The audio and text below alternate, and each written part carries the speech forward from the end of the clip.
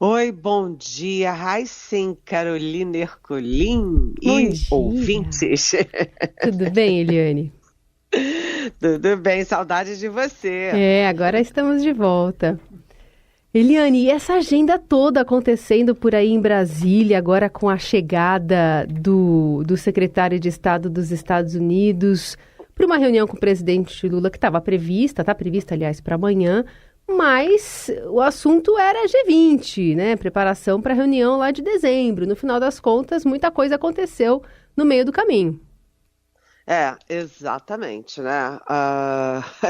É aquela história, né? O presidente Lula, que é, sabe, super respeitado no mundo, que veio a assumir aqui com aquele discurso do o Brasil voltou, né? O Brasil recuperando suas alianças, suas pontes com o mundo democrático, etc. Aí vem o Lula e toda vez que ele põe o pé fora do Brasil, ele fala uma frase de efeito qualquer que ele acha lá, sei lá, é, uma frase até irresponsável, impensada, que destrói toda a política externa dele. O Lula é um bom produto de política externa. Ele é respeitado muito afora, ele tem esse vínculo com o social, com o combate à fome, com um olhar de acolhimento, de, sabe, de preocupação com a África. Tudo isso é a favor dele e a favor da política externa brasileira. Mas o Lula vai, fala uma besteira e, ao invés de ter voltar para o Brasil com manchetes positivas, ele volta com manchetes negativas. É o caso agora da viagem dele ao Egito e à Etiópia, em que ele. Olha, gente, é super correto criticar, né, e é legítimo criticar, necessário criticar o que Israel está fazendo em Gaza. Sabe, é um absurdo o Israel responder ao ataque terrorista do Hamas, trucidando a população civil em Gaza, mulheres, crianças, civis, aos montes, né, aos milhares. Isso o Lula tem o direito de fazer e deve fazer. Só que comparar Israel, a ação de Israel em Gaza com o Holocausto, né, que matou 6 milhões de judeus, é um excesso, né, uma extrapolação que é antidiplomática, antipolítica e que cria um flanco enorme do Lula, não apenas com Israel, mas com a diplomacia do Brasil. Então, o Lula ontem chamou de volta para o Brasil o embaixador brasileiro em Tel Aviv, que é o Fred Mayer, né? Ontem o nosso chanceler, o Mauro Vieira, que está no Rio de Janeiro, chamou o embaixador israelense em Brasília e a ideia do Lula não é pedir desculpas, não é recuar, não é tentar ali balancear a frase equivocada dele sobre o Holocausto, mas sim pisar no acelerador, dobrar a aposta e manter a crise com Israel. E exatamente como a Carolina disse, quando o Blinken, Anthony Blinken, que é o secretário de Estado norte-americano, pisa no Brasil. Ele chega hoje, amanhã de manhã já tem encontro com Lula, e claro, o que estava em pauta. A agenda bilateral, Brasil-Estados Unidos, a questão do G20, o Brasil tem a presidência do G20 esse ano, está tendo no Rio de Janeiro a reunião dos chanceleres, né? O Blinken veio oficialmente para a reunião dos chanceleres no Rio, e o que vai acontecer amanhã? Vão ficar Blinken e Lula falando de Israel, porque o Blinken representa a maior aliança de Israel no mundo, que é com os Estados Unidos, e o Lula está sempre cutucando, provocando uh, os Estados Unidos, Israel, etc. Então, foi, sabe, um excesso do Lula que poderia ter falado contra, né, o que acontece em Gaza, mas comparar com o Holocausto não é um trauma só dos judeus, é um trauma da humanidade. Ou seja, a agenda Blinken-Lula vai ficar muito focado em Israel. Bom, e ainda nesse contexto, né, sobre esse assunto, tem pergunta para você, Eliane, do ouvinte Mariá, a gente vai ouvir. Você acredita que, diante da posição do Brasil frente à realidade do que tem ocorrido em Israel, e mesmo que outros países e a comunidade europeia também conteste, o Brasil vai ficar mais em evidência com relação a essa crítica, até prejudicando futuras negociações, enfim, comerciais ou algo desse tipo? E que reações você acredita que acontecerão nesse contexto? Você acha que subirá o nível de acusações, de retiradas de diplomatas e assim por diante, ou vai acontecer algum tipo de calmaria? Oi, Maria, bem-vinda. Estava com saudade de você e suas boas perguntas. Maria, essas coisas sempre têm efeitos negativos aos interesses internos dos países. E agora a gente está falando no nosso Brasil, né? No nosso país, que é o Brasil. Então, o mundo empresarial já teme represálias, né? O Lula chamou o embaixador, o Fred Mayer, a Brasília para conversas, para troca de impressões e para recados para Israel. Mas, né, a gente lembra que o Netanyahu declarou o Lula persona não grata em Israel. E isso, como é que isso vai evoluir? Né? É aquela história, né?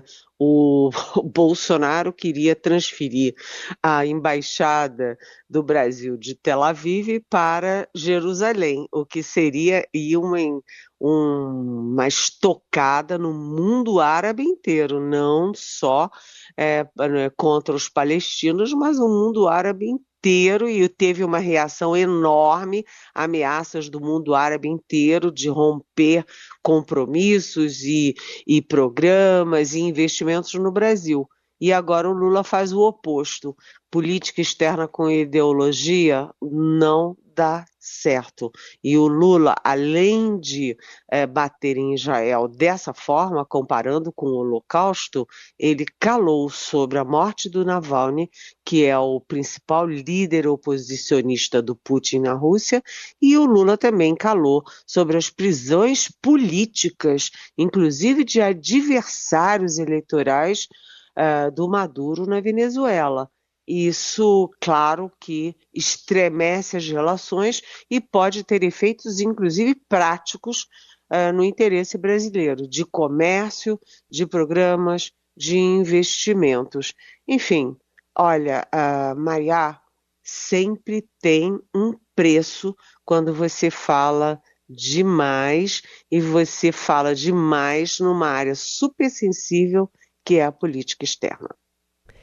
E a política doméstica, hein? Lula tem uma agenda cheia hoje, com vários encontros com ministros, pensando também na questão da pauta econômica que está lá no Congresso. O que pode ser decidido hoje, agora que o Carnaval passou?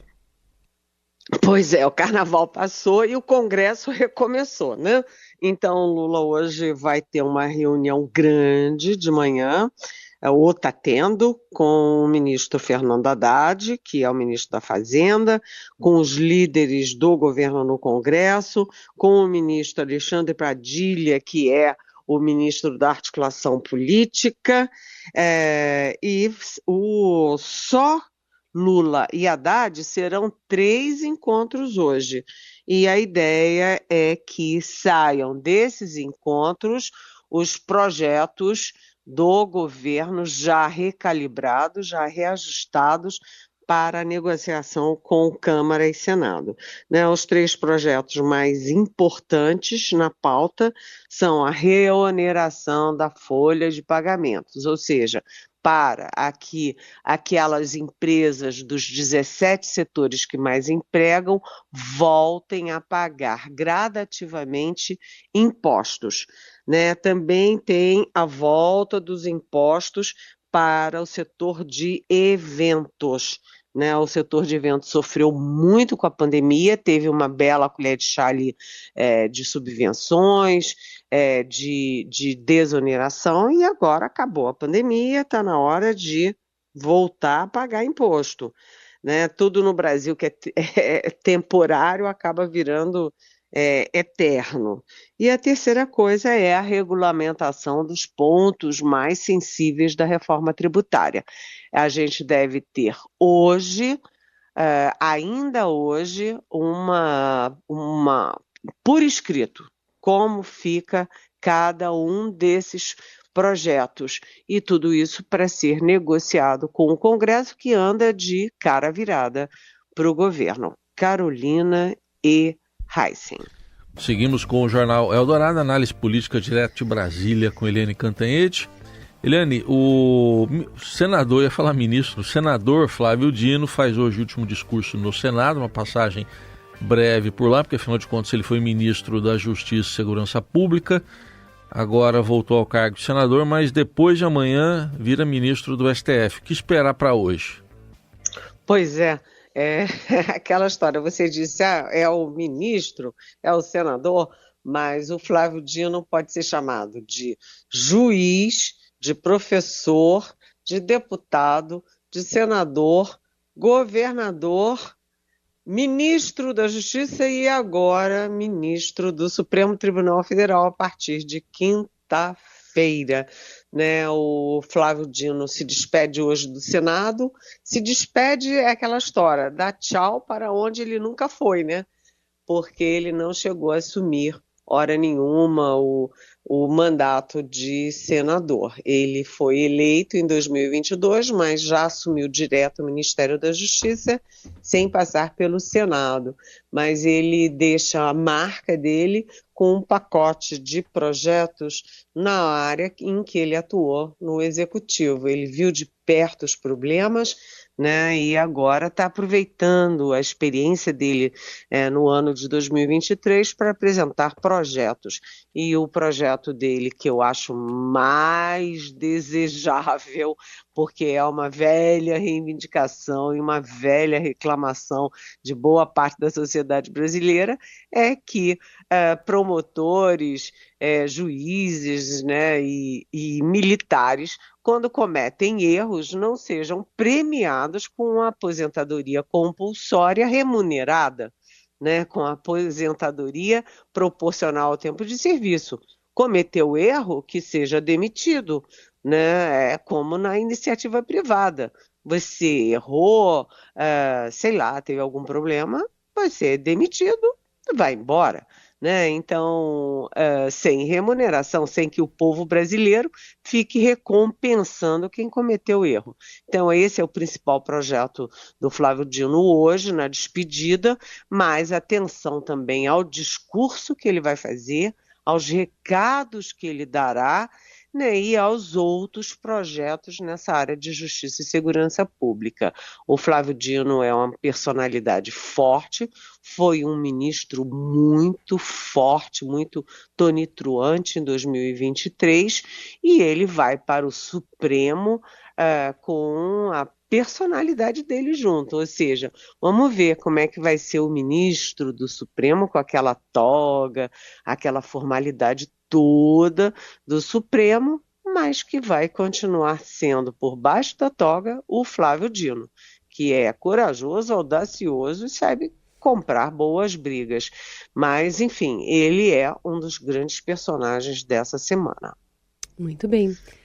Outro personagem, talvez da próxima especialmente, é o ex-presidente Bolsonaro, que foi intimado pela Polícia Federal a prestar depoimento no âmbito da investigação que apura aquela trama golpista envolvendo a cúpula civil e militar do governo.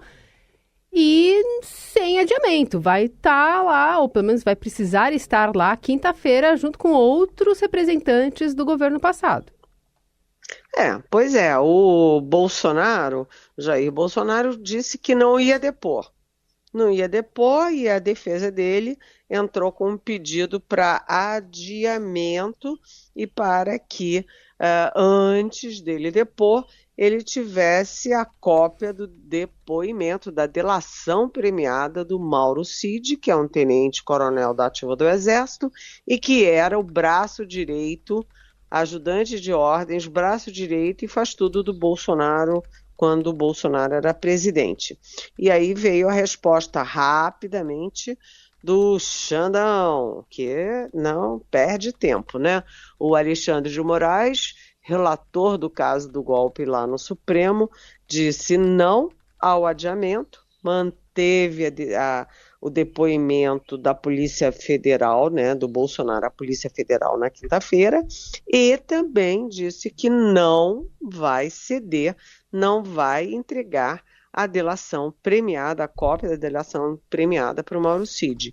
Então agora vamos ver o que o Bolsonaro faz. Ele pode ir e não falar nada, isso é um direito dele. Vai lá na Polícia Federal e diz, não vou falar e pronto. Mas se ele não for, vai criar um confronto com a justiça brasileira, com a Polícia Federal. E aí, como reagir? Tchan, tchan, tchan, tchan. A gente sabe que a condução coercitiva, né, quando o policial leva a pessoa para depor, o depoente, à força para depor, né, foi bastante limitada, né? Não é com aquela facilidade toda da Lava Jato. Vai lá, condução coercitiva toda hora. Não é mais assim, mas ela continua sendo um instrumento de investigação. Então vamos ver até quando o Bolsonaro vai esticar essa corda. O fato é que, além de Bolsonaro, né, tem a previsão hoje, já começa, já tem depoimento hoje daquela turma golpista, e na quinta-feira está previsto Bolsonaro, o Anderson Torres, que era o ministro da Justiça, e 2 ex-assessores de Bolsonaro, o Tércio Arnaud e o Marcelo Câmara, que estavam ali naquele núcleo golpista do Palácio do Planalto no governo passado.